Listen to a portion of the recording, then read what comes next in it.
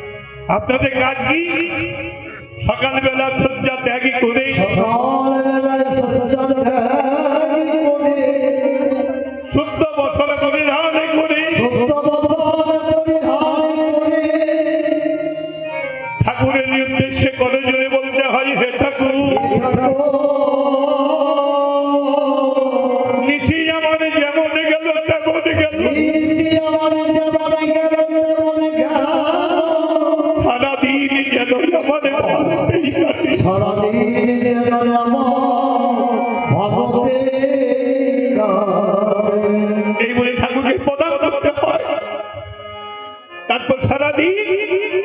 স্বামী পুত্র পরিজনের সেবায় নিয়োজিত থাকার পর আরেকটি কর্তব্য আছে মা। কখন জানেন? ঠিক যখন সন্ধ্যা সমাগমে, ঠিক যখন সন্ধে হয়ে আসে, তখন কি করতে হয়? আবার 14 বছর পরিধান করে আগে সন্ধ্যা প্রদীপ নিয়ে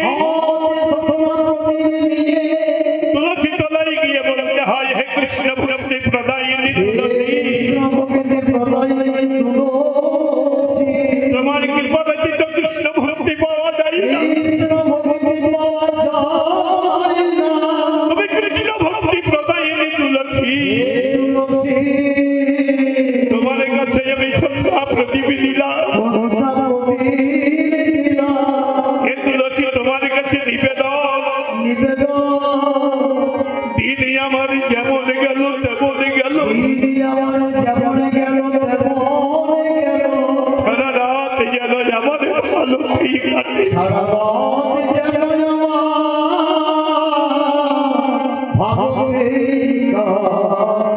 এই বলে তুলসী তলায় সন্ধ্যা প্রদীপ দিয়ে গললগ্নকৃত বাছে গলায় কাপড় নিয়ে তুলসী দেবীকে প্রণাম জানাতে হয়। বৃন্দাবনে তুলসী দেবী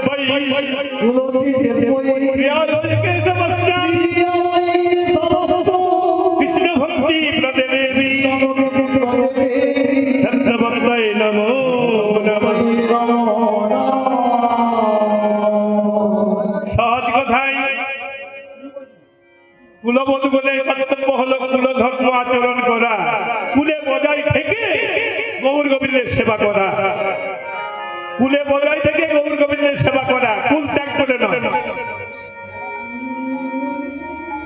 একটু আগে বললাম না, কেউ যদি কুল ত্যাগ করে অন্য পুরুষকে দর্শন করে তাকে ব্যভিচারিণী বলে, কিন্তু এখানে যত নদী না করে কুলের বধূ হয়ে কুল ধর্ম আচরণ না করে কুল ছেড়ে দিয়ে চলে যাচ্ছে গৌরকে দেখতে। দেখো ব্যভিচারিণী বলবে না? না, বলে না, বলে না। ভাগবতে প্রমাণ দিলেন, কেউ যদি কুল ত্যাগ করে হরিকে ভজনা করে কোনো দোষ হয় না,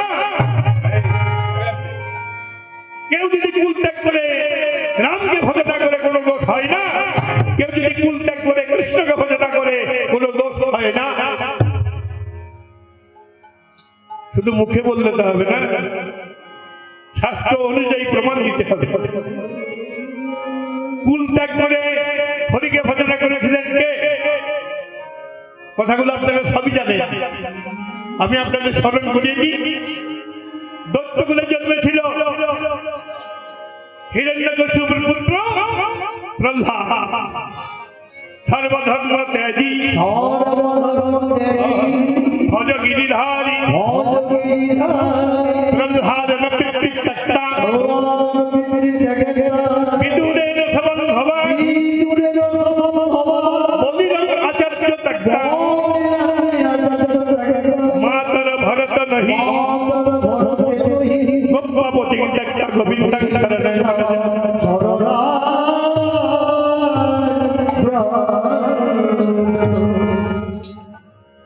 দৈত্যকুলে জন্মেছিল সত্যযুগের কথা। দৈত্যকুলে জন্মেছিল হিরণ্যকশিপুর পুত্র প্রহ্লাদ, পিতৃকুল ত্যাগ করেছিল, বাবার কথা শোনা যায়। কি জন্য? শিহরি ভজনার জন্য। কোন দোষ হলো না। বিদুরেণ সমন্ভবা, যে বিদুর মন্ত্রিসভায় মন্ত্রী পদে বহাল ছিলেন, কিন্তু রাজভাণ্ডারের অন্ন কোনদিন মুখে দিতেন না। বিদুর কি করে নিজের জীবিকা নির্বাহ করতেন? না, বিদুর ভিক্ষার ঝুলে কাঁধে নিয়ে প্রত্যহ যেতেন প্রজাদের দ্বারে দ্বারে, এই ভিক্ষা ঝুলে যে ভিক্ষান্ন পেতেন তাই দিয়ে বিদুর নিজের জীবিকা নির্বাহ করতেন। তার আত্মীয় স্বজন বন্ধু বান্ধব সবাইকে তিনি ত্যাগ করেছিলেন, কোন দোষ হলো না। বলিরাম আচার্য ত্যক্তা, পাতালের রাজা বলি নিজের গুরুদেব, দত্তদের গুরুদেবের কি নাম? শুক্রাচার্য আর দেবতাদের গুরুদেবের নাম হলো বৃহস্পতি। তো বলি রাজা নিজের গুরুদেব শুক্রাচার্যকে ত্যাগ করেছিলেন কেন? বামন দেবের ভজনার জন্য। কোন দোষ হলো না। সত্যযুগ গেল, ত্রেতা যুগে আসুন। ত্রেতা যুগে মা তারা ভরত নহি, রামচন্দ্রের ভাই ভরত মাতৃকুল ত্যাগ করেছিল, মায়ের কথা শুনে নেই। কি জন্য? রামচন্দ্রের ভজনার জন্য। কোন দোষ হলো না। সত্যযুগ গেল, ত্রেতা যুগ গেল, তারপরে আসুন। তারপরে গোপা পদে একটা গোবিন্দ সারা বলা যায়।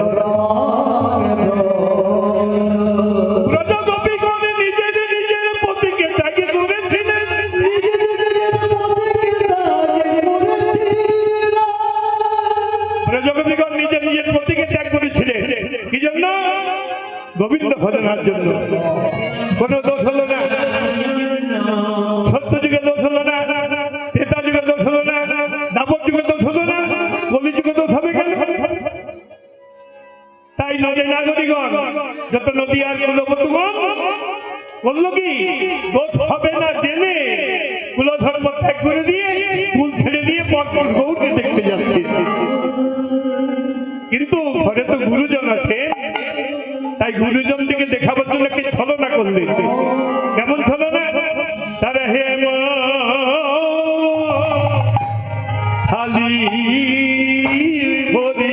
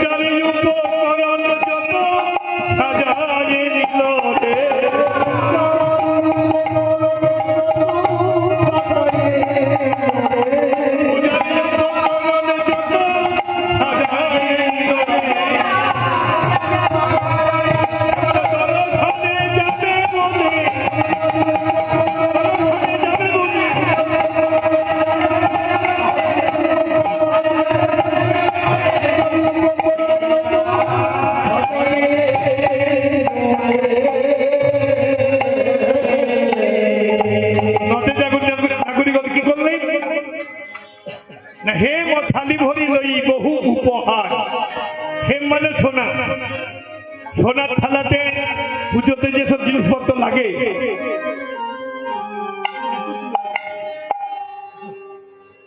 পুজোতে যেসব জিনিসপত্র লাগে সবকিছু সাজিয়ে, এবার দেখুন পুজোতে যেসব জিনিসপত্র লাগে সব কিছু আছে, একেবারে আলতা, সিঁদুর, মিষ্টান্নের দ্রব্য, ফলমূল, এদিকে শাড়ি, সবকিছু সবকিছু দিয়ে সাজিয়েছে। এবার ঘরে তো গুরুজন আছেন, তাই গুরুজনের কাছে গিয়ে, ওগো গুরুজনে,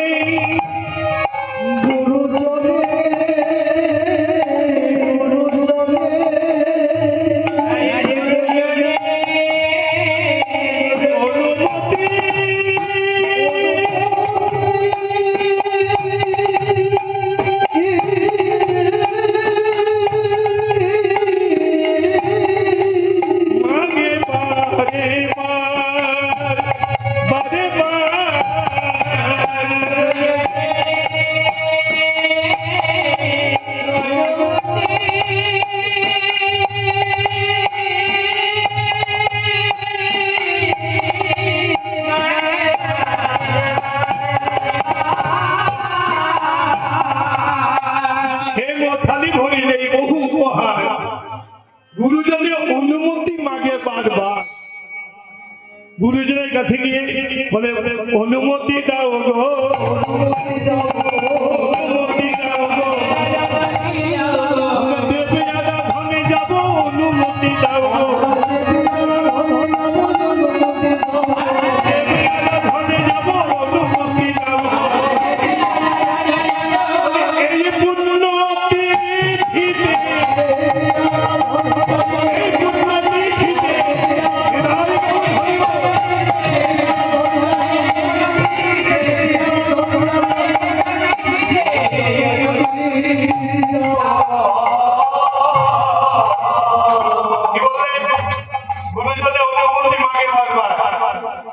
কি অনুমতি চাইছেন যে আমরা দেবতার আরাধন করতে যাব, আমাদেরকে অনুমতি দাও।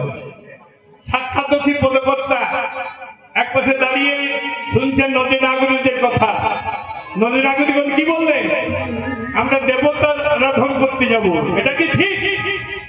না, দেব আরাধন মাগে,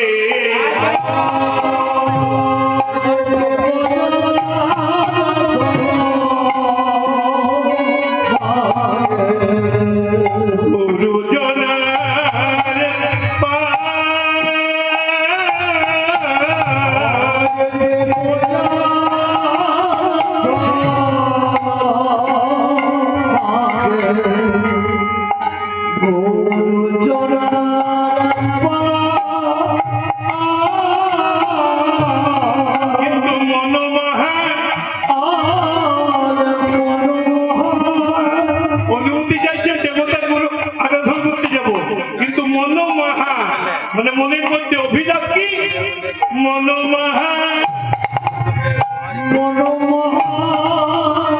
গৌরে তব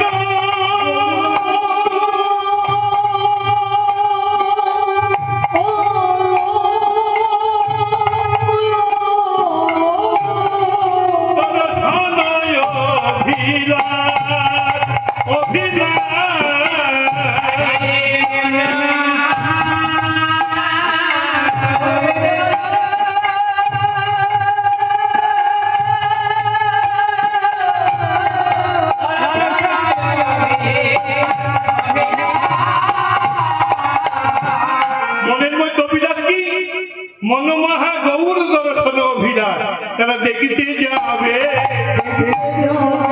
দেখতে যাবে, তাদের প্রাণ গৌরকে দেখতে যাবে,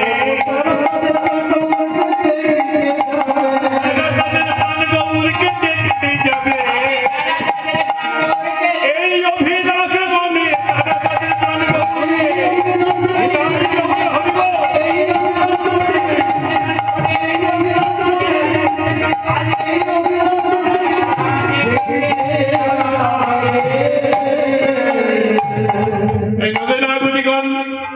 গুরুজনের কাছে অনুমতি নিয়ে এবার চললেন যদুনাথ দাস বলে।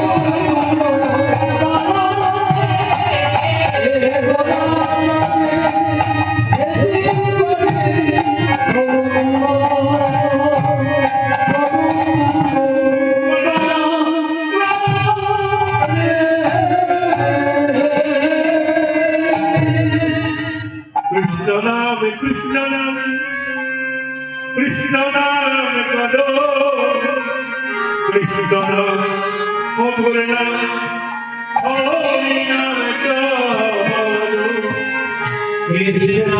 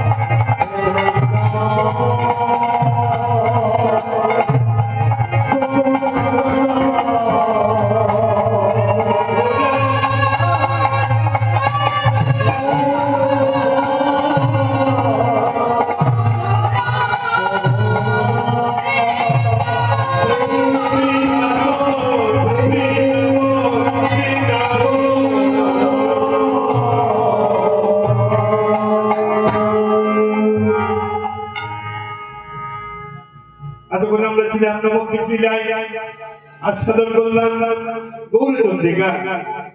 আমরা প্রথমে আস্বাদন করেছি, আলোচনা করেছি যে আজকে আমাদের কৃতজ্ঞ বিষয়, আমাদের আলোচ্য বিষয়, আমাদের ভজনের বিষয়, আমাদের আস্বাদনের বিষয়। আরো সহজ কথায় আমাদের লীলা কীর্তনের নাম বৃন্দাবনের দ্বাদশ বন। তার মধ্যে একটা বনের নাম হলো নিধুবন। ওই নিধুবনে কৃষ্ণ একদিন কালী সেজেছিলেন। কি জন্য কালী সেজেছিলেন, কেমন ভাবে সেজেছিলেন, কোথায় সেজেছিলেন, তারই যৎকিঞ্চিৎ আলোচনা এবং তার মধ্যে জীব শিক্ষা। তাই আমাদের লীলার নাম নিধুবনে কৃষ্ণ কালী। বৃন্দাবনে কি হয়েছে জানেন? একদিন বৃন্দাবনে শ্যামকে পেয়ে সঙ্গমনে কাতরে কহিছেন ব্রজেশ্বরী। একদিন বৃন্দাবনে শ্রীমতী রাধারানী প্রাণ গোবিন্দকে সম্মুখে পেয়ে মনোযোগে বলছে, ও হে আমার পরাণ বধূ, ওহে আমার প্রাণনাথ, ওহে আমার পরাণ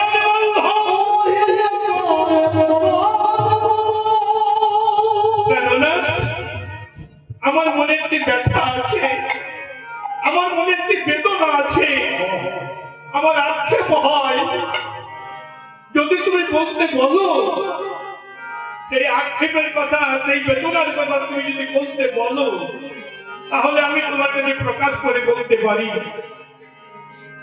শ্রী গোবিন্দ বললেন, বলো ভাই বলো, তোমার কি মনের বেদনা, তোমার কি মনের ব্যথা, তোমার কি মনে আক্ষেপ, তুমি আমার কাছে প্রকাশ করে বলো। আমার কাছে বলবে না তো বলবে কার কাছে? যেই না শ্রী গোবিন্দ আদেশ দিকে আপনি রাধা রানী কেঁদে কেঁদে বলে, বধূ হে, আমার মনের বেদনা কি জানো, আমার মনের বেদনা কি জানো, আমার মনের বেদনা ভজিয়ে তোমার পদ, ভজিয়ে তোমার পদ, ব্রহ্মা পায় ব্রহ্মপদ, তোমার চরণ ভজনা করে ব্রহ্মা ব্রহ্মপদ পেল। বিপদের বিপদে তাদের তোমার পদ নয়, কেউ যদি বিপদে পড়ে তোমার চরণে আশ্রয় নেয়, কেউ যদি বিপদে পড়ে দুপুরে চোখের জল ফেলে তোমাকে ডাকে, তুমি নাকি তাকে বিপদ হতেই উদ্ধার করো, বিপদ হতেই উদ্ধার করো, তাই তো তোমার নামে বিপদ হারি, তোমার বিপদে বাড়ি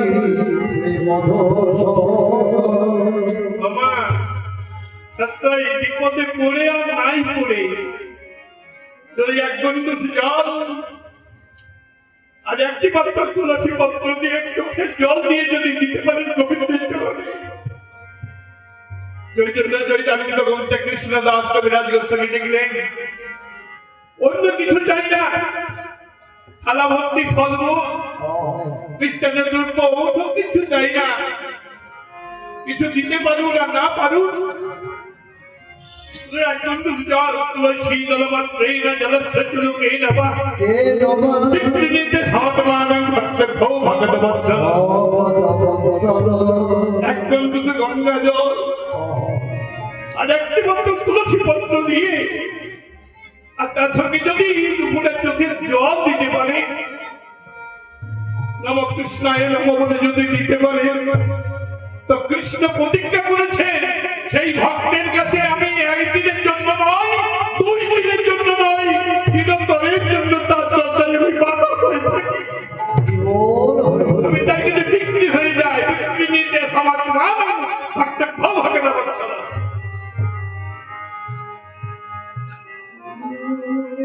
তিনি বললেন, আমি যখন সব কিছু সহ্য করতে পারি, আমি কাউকে ভয় করি না, ভয় জব আমাকে ভয় করে, মৃত্যু আমাকে ভয় করে, আমি কাউকে ভয় করি না, ভয় আমার একজন, তিনি হলেন আমার ভক্ত। দুপুরে চোখের জল ফেলে যদি আমাকে ডাকে আমি না গিয়ে তো রইতে নদী আমি যেত রইতে নদী রোদে দেখি নয়ন বাড়ি লাগিয়ে তো রইতে নদী তবে আমি তখনই যাই তাড়াতাড়ি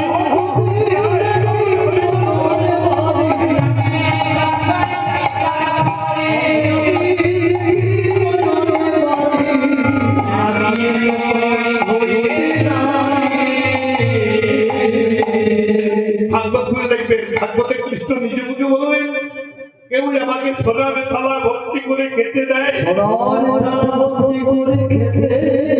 কেউ আমাকে রূপোর থালা ভর্তি করে খেতে দেয়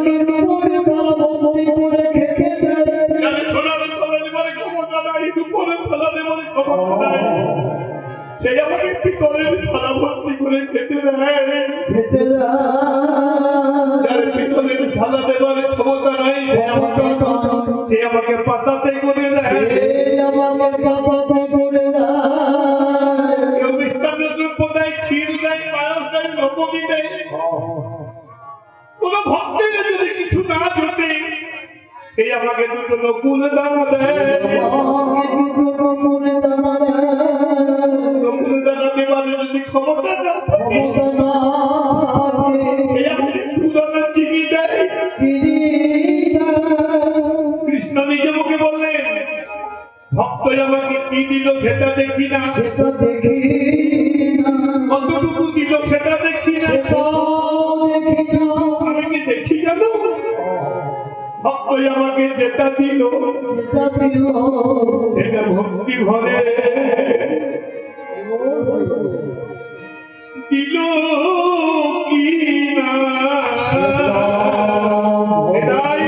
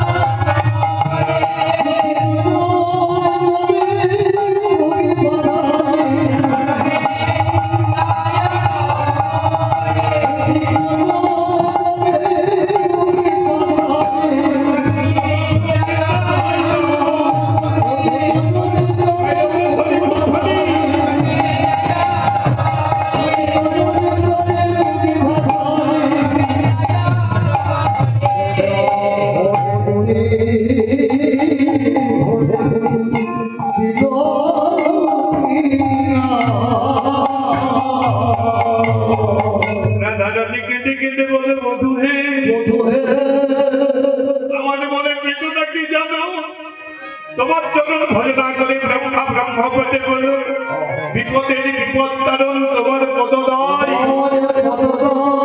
তোমার ওই চরণ ভেবে হে গোবিন্দ সদানন্দ সদাই আনন্দ নিরানন্দ সদা করি জয়।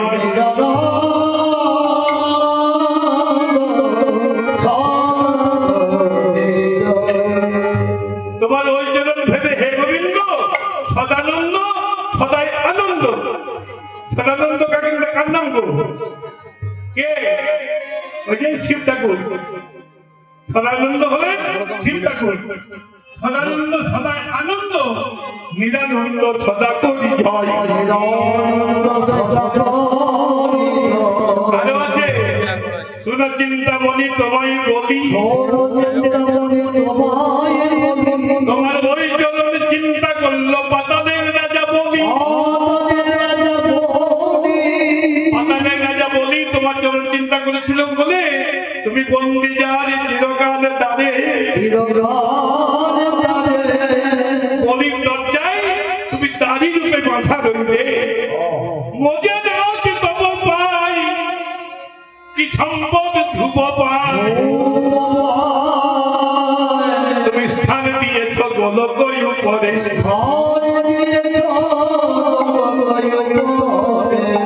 আরো আছে প্রহ্লাদ তোমার ওই চরণের বলে, পর্বতে অনলে জলে, এমনকি হসপিটালে মৃত্যু নাহি জানি। প্রহ্লাদ তার পিতা হিরণ্যকশিপু প্রহ্লাদকে পর্বত থেকে ফেলে দিল, তুমি তাকে রক্ষা করলে। ওই প্রহ্লাদকে আগুনে ফেলে দিল, তুমি সেখান থেকে তাকে রক্ষা করলে। ওই প্রহ্লাদকে জলে ফেলে দিল, তুমি নাকি সেখান থেকে রক্ষা করলে। আবার ওই প্রহ্লাদকে মাতা হাতির পায়ের তলায় ফেলে দিল, তুমি নাকি সেখান থেকে রক্ষা করলে। তাহলে হে গোবিন্দ প্রহ্লাদ তোমার ওই চরণের বলে, পর্বতে অনলে জলে, হস্তিতলে মৃত্যু নাহি জানি। কিন্তু রঘুনাথ নন্দকুমার আমার মনের বেদনা কি জানো? ওহে পোড়ার বধূ আমার, তোমার ওই চরণ চিন্তা করে, ওই চরণ ভজনা করে, ওই চরণ সেবা করে এই ব্রজমাঝে আমার নাম হলো রাধা কলঙ্কিনী।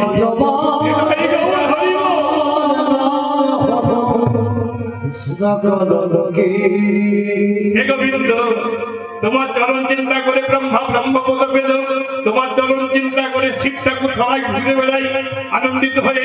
তোমার চরণ চিন্তা করেছিল বলে ধ্রুবকে তুমি গোলকে স্থান দিলে, তোমার চরণ চিন্তা করেছিল বলে তুমি বলির দরজায় বাধা হয়ে রইলে। তোমার চরণ চিন্তা করেছিল বলে প্রহ্লাদকে তুমি রক্ষা করলে। আর তোমার চরণ চিন্তা করে, তোমার চরণ সেবা করে, তোমার চরণ ভজনা করলে আমি হলাম কৃষ্ণ কলঙ্কিনী।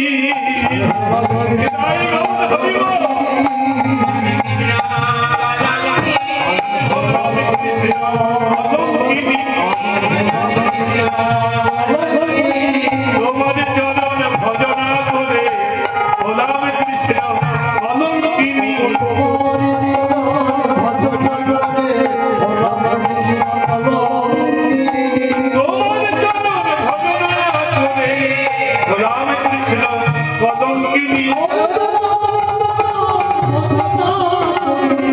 আমার ভাগ্যে ছিল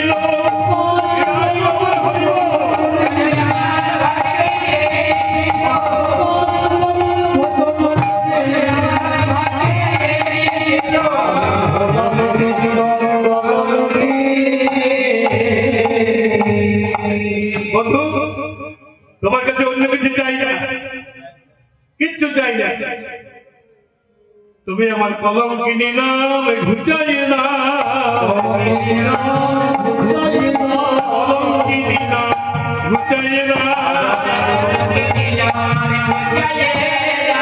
আর কিছু চাই না বধু কলঙ্কিনী নাম ঘুচাইয়ে না মধুরসে বৃন্দাবনে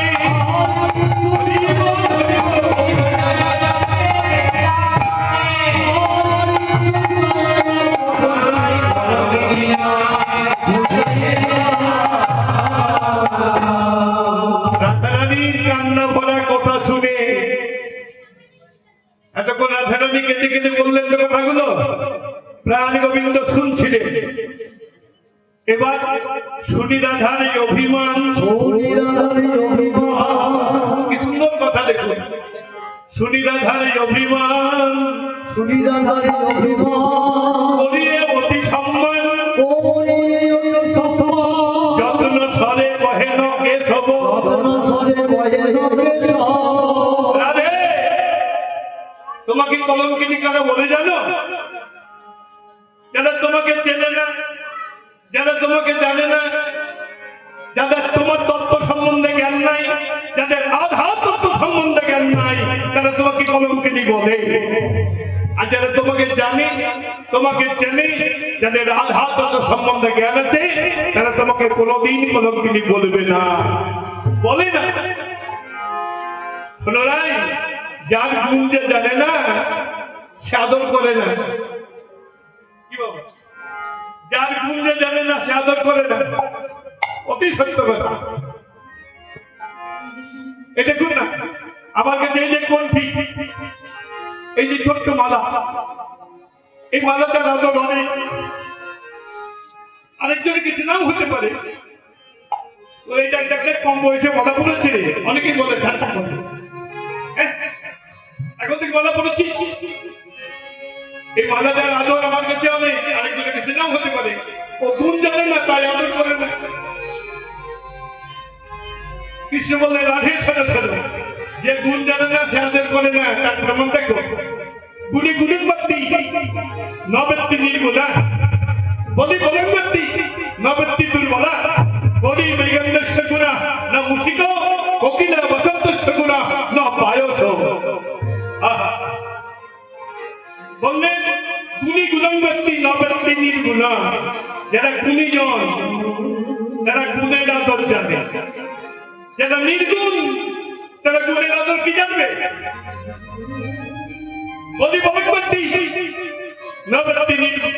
নবৃত্তি দুর্বলা, যারা বলবান তারা বলেন আদর জানে, যারা দুর্বল তারা বলেন আদর কি জানবে? করি মৃগেন্দ্রস্য গুণা না মুশিক, করি বলে হাতি আর মৃগেন্দ্রস্য বলে হলো সিংহের। সিংহের যে কত ক্ষমতা একমাত্র জানে তো হাতি জানে, না মুশিক, মুশিক বলে ইঁদুর, ইঁদুর কি জানবে?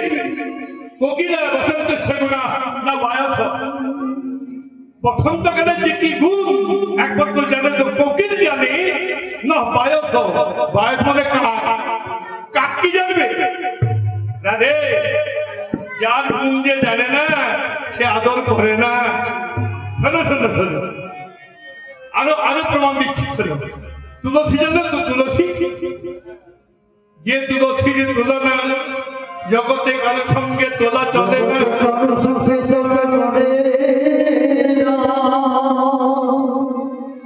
যে তুলসীর তুলনা জগতে কারো সঙ্গে হয় না, যে তুলসী ছাড়া আমার সেবা হয় না।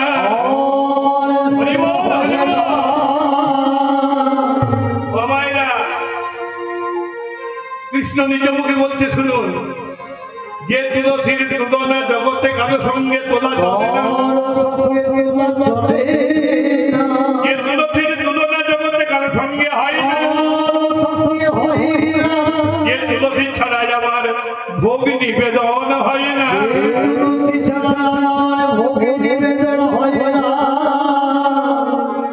অন্যান্য যা ফুল দিবেন দিবেন, কৃষ্ণ সেবা যখন করবেন ভোগের উপরে একটা তুলসী পত্র দিতে হয়, তাছাড়া গোবিন্দের সেবা লাগে না। হ্যাঁ, তার প্রমাণ তুলসী দেবী আরতি করেন তো, সন্ধ্যেবেলায় যারা দীক্ষা নিয়েছেন তারা তুলসী দেবীর আরতি করে। আর তুলসী দেবীর আরতিতে আছে দেখবেন 56 ভোগ শক্তি সব ব্যঞ্জন বিনা তুলসী প্রভু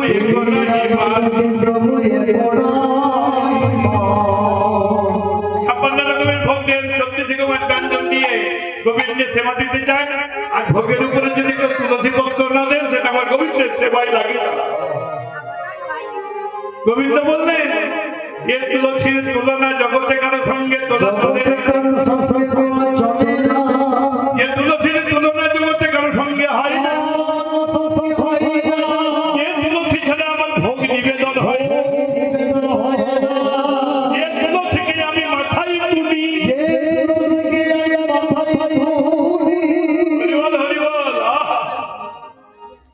জিজ্ঞেস করবেন যাদের বাড়িতে শালগ্রাম শিলার পুজো হয়, শালগ্রাম শিলার পুজো যার বাড়িতে হয়, যিনি করেন তুলসী পত্রটা সুগন্ধি চন্দন লেপন করে কোথায় দিতে হয়? শালগ্রাম শিলার ওই শালগ্রাম শিলার তলায় পাশে না, সুগন্ধি চন্দন লেপন করে সেই সুগন্ধি চন্দন লেপন করে সেই তুলসী পত্র দিতে হয় একবারে শালগ্রাম শিলার মাথায়। তো কৃষ্ণ বলছেন অতুল্য ধনে তুলসী